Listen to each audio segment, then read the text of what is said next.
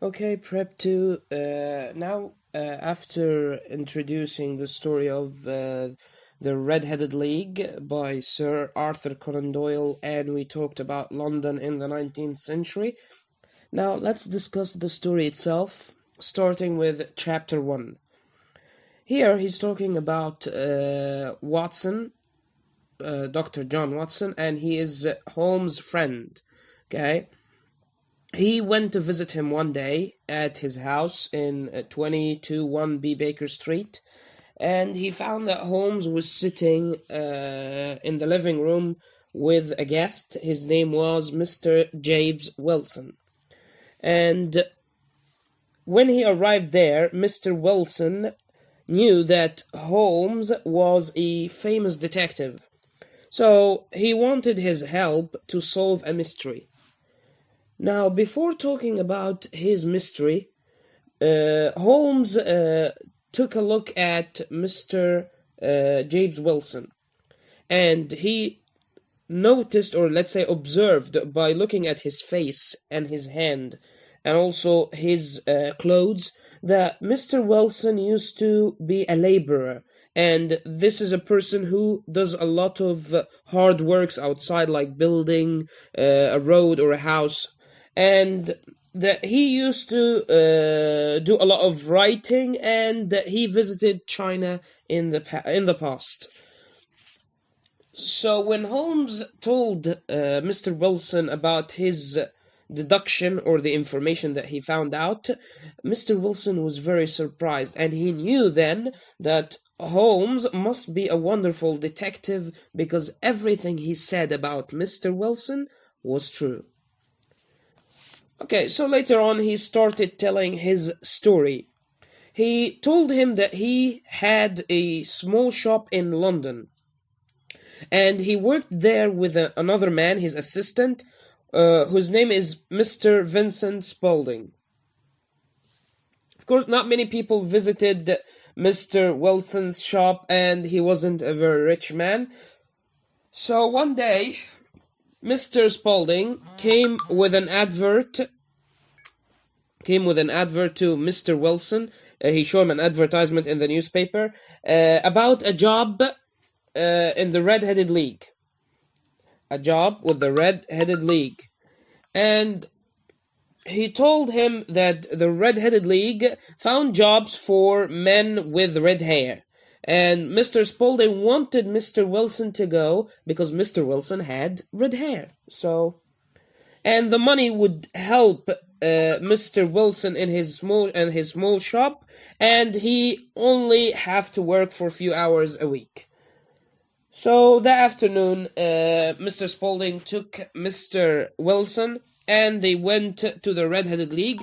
There were many people standing outside the office, but strangely, Mr. Spaulding pushed through them, and he was outside the office of the manager, Mr. Duncan Ross, who told them about the job. He told him that the person who could get the job have to come to the office every day, okay, between 10 o'clock in the morning and 2 o'clock in the afternoon. And he wouldn't be able to leave the office during that time. You have to stay in the office from 10 to 2. While he was in his office, if you came to the office, he would have to copy all the information from an encyclopedia. An encyclopedia, of course, means a large book contains a lot of information about many different things. Like if you know Wikipedia on the internet, yes, a large encyclopedia contains a lot of information about many different fields. So he has to copy all the information from a large encyclopedia into a book. And at the end of the week, he would get 4 English pounds, 4 sterling. So this was a lot of money, of course, back then. If you're gonna get 4 English pounds for a small job like this is a lot. So Mr. Ross told Mr. Wilson, if you are ready to start tomorrow, you can have the job. So Mr. Wilson was surprised, but he knew that this is a good opportunity and the money would be good for him, so he said yes. And this was chapter 1. Some of the most important question here that we need to pay attention to the idea that when Holmes looked at Mr. Wilson carefully, he used the idea that we talked about is like observing someone to work out information. So he worked out information by observing Mr. Wilson. And also we need to pay attention that Mr. Wilson decided that Holmes must be a wonderful detective because he told him true information about himself by looking at him only. We said that he used to be a laborer, that he visited China, and that he did a lot of writings. And we can find an example from the story that shows that Holmes was a good detective. Is the same example that I was just mentioning, that he, by looking at Mr. Wilson, he worked out a lot of true information about him. Also, some of other important questions like why do you think that Mr. Wilson wanted to work for the Red-Headed League?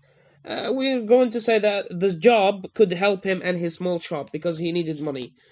Now, if he asked you why do you think that Mr. Spaulding wanted Mr. Wilson to get the job with the Red-Headed League, you have to mention two pieces of information. First, Mr. Wilson had red hair.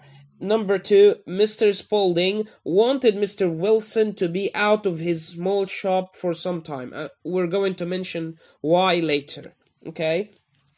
The question after that, do you think it was unusual that Mr. Ross give Mr. Wilson the job? Why or why not? It said you can say yes because he asked Mr. Wilson to start working the next day, or you could say no, as it was unusual because Mr. Wilson had red hair.